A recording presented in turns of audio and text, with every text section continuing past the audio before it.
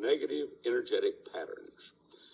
Because, scientifically stated, energy is impressed upon matter. Now, I would like to give you 3 simple principles upon which all my work is based. Number 1 is, all things are composed of energy, and the intelligent human mind has the ability to change energy. Number 2, energy is impressed upon matter. And number 3, energy follows thought. Now, I know I repeat these a number of places in different films and so on, but the reason I do is I want to make sure that folks understand how simple it is. Also, you might notice that some of the things in here are similar to other films. Yes, that's true, they are. Because whether I'm working on a person for a sore tooth or cancer or a thyroid that doesn't work, I go through about the same list of things that would affect them. It changes a little bit, but there are a lot of similarities. But what I have found is I can stand for 2 days and talk to audiences and explain all this in great detail, answer all the questions, and somebody is going to shake hands as they walk out the door and say, how can I use this to work on my family? And I wonder where they've been for the past 2 days, because I gave them the best information I had. For some reason, I didn't get it. So if you think I'm putting this real blunt, I am. Please don't be offended by it. It's not intended that way. It's just I found if I don't say it, somebody's going to ask about it. So what I would like to do is neutralize the negative energetic patterns upon the place and upon the people involved in wherever you're sending this energy. And it may be you. Let's include you. Because a lot of folks watching this have problems of your own. And we want to help you too. Now, how do we know this? Well, simply you send me a lot of emails telling me that you watched it, and yes, it helped you. And I appreciate those emails. I really do. It tells me that what we're doing is working. So we're neutralizing the negative energetic patterns in the places in you and your subjects or projects, as you might wish to refer to them, anywhere that you and they have ever been, people you've associated with, and any events in your life. Because we are affected by the energy of everywhere we've ever been and everything that's happened to us. Please remember this. Your energy is your most valuable asset. Don't take it places where it gets trashed up and torn apart and brought down. Be careful where you put your body. And if you got to put your body in a place that's of low energy, then clean the place up before you go. That's why we put out this type of information. Right now, I want to fill those voids with fifth dimensional energy.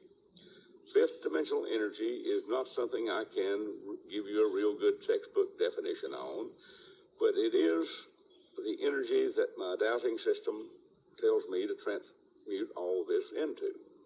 And it is an energy in which we apparently are moving. We've already entered the beginning stages of it and are moving into it.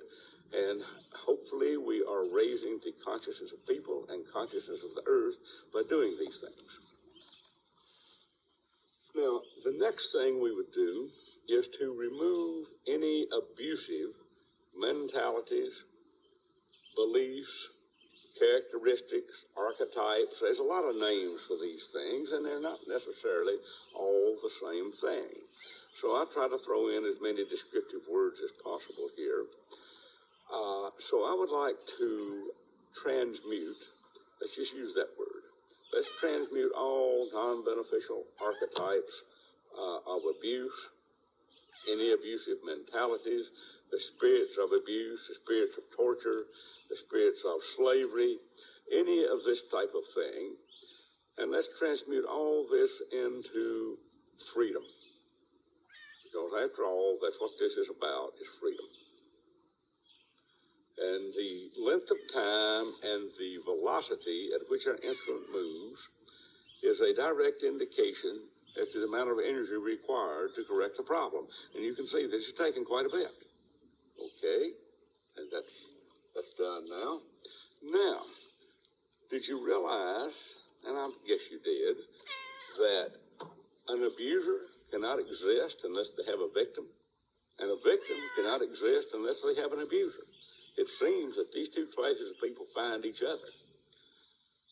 Now, if you're in the people helping people business, and wanting to help a client that is a victim. If all you do is get that victim out of their current abusive situation, about all you have really done is move the problem from one place to another. Well, we want to do better than that. Because if we don't do any better than that, they're simply going to find them another abuser. That's probably what they've done all their life. And if they keep on doing what they're doing, they're going to keep on getting what they're getting every time. So let's see if we can help them out to where that they don't attract further abuse and abusive situations and abusive people. In that case, let's transmute all victim archetypes, victim mentalities, and the spirit of victimization and codependency, and let's transmute all that into freedom. You see, this goes back to principle number 1 that I told you a few minutes ago. All things are composed of energy, and the intelligent human mind has the ability to change energy. We are simply changing something that has not served people well, or maybe you, and we're changing it into an energy that will serve you a lot better and make your life better. The human mind has the ability to do this, folks. We have the ability to turn this world into a lot better place, but we're going to have to do something about it. Just wishing for it don't get the job done. Okay, looks like we've got that done. All right, now there's a thing called thought forms. And thought forms are thoughts that we create and we give energy to, and they really take on a life of their own. Now, let me give you an example. If someone were to go to the doctor, and the doctor does some test, and says, well, it looks like that there's a possibility that you might have cancer. We need to do some further tests to verify this. Well, that just scares the wits out of the person. And if they're religious, they probably go to church on Sunday morning and say, good brothers and sisters, I want you to pray for me because the doctor thinks I got cancer. What happened? Every member of the congregation just created a thought form of the person having cancer. Okay? They have also created this of themselves. If you or your folks you're working on here today have always believed themselves to be a victim, they're right. They've created a thought form that will attract to them the people, the circumstances, and the events that will make them a victim. You might have done the same thing. Well, if you did, it's time to quit. So what we want to do, and I'm going to help you here, but you got to go along with it.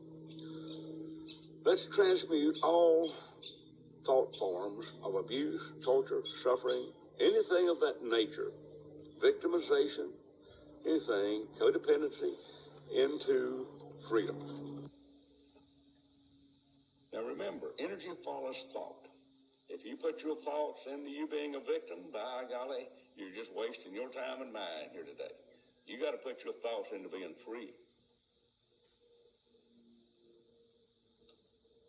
Okay, another thing is curses.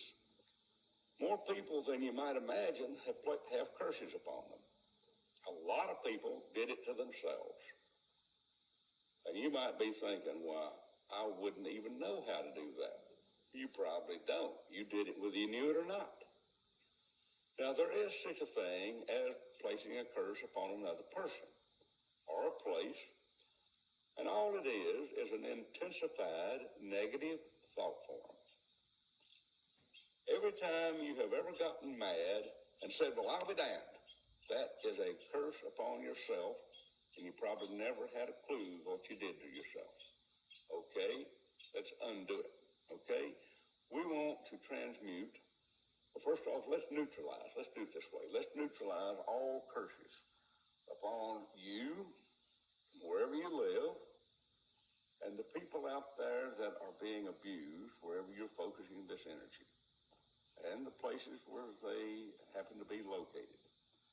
Let's just eliminate all the curses here. Now, in one of my DVDs, I believe it's called Energize Your Life, I have a very good friend who tells about how I broke 4 curses on her family, and who all had bad knees. They were